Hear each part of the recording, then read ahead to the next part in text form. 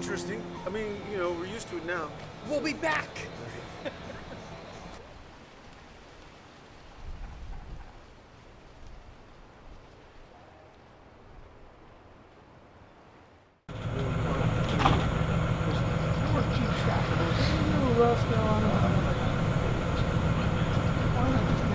Then all of a sudden it was the emotions building up again because you saw the big old, whatever you call that, jaws or one of those things going at my house.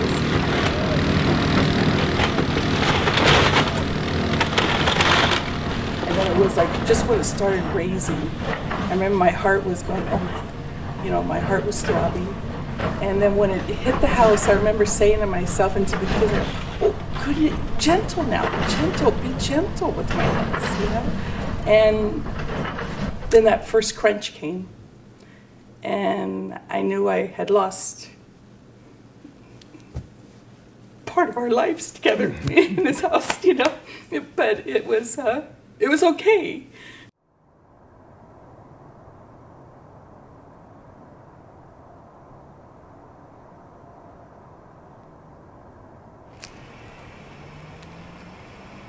And I'm gonna miss it until I get back. Hopefully I can have the same when I get back. My mother used to come and visit, and I used to remember her sitting out on the porch smoking her cigarette and just thinking it's gone. It's here, but it's gone.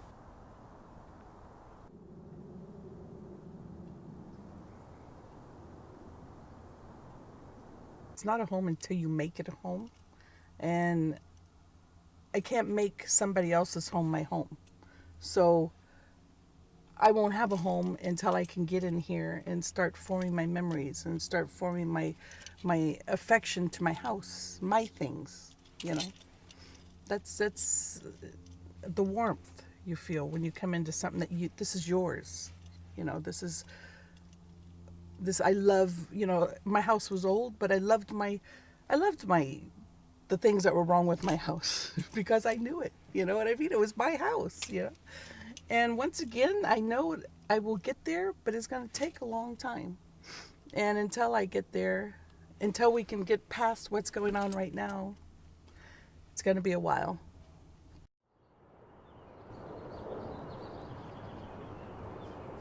We need somebody out here right now. The crew's ready to go. The crane's ready.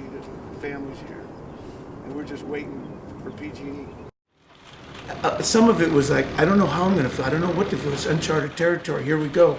And but there was a sense that somewhere in there, as that whole, it was emotional, and I was, you know, we were embracing. I was embracing my kids and Carlene. But then somewhere in the process, as it went down, I felt relief, sort of. It was sort of. It needed to be done, and I felt like and think about it later. I think it's like having been kind of brutalized in that way, the house, and sitting there decaying, and that's what made it so difficult to have it sit there decaying.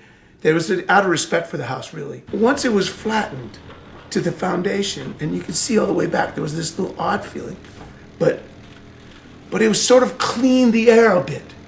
It made me feel like, okay, it just felt okay. I don't know. I remember even mentioning that, I think, that I said something like, somehow or other, I feel okay now. And my son, I think, responded saying, me too.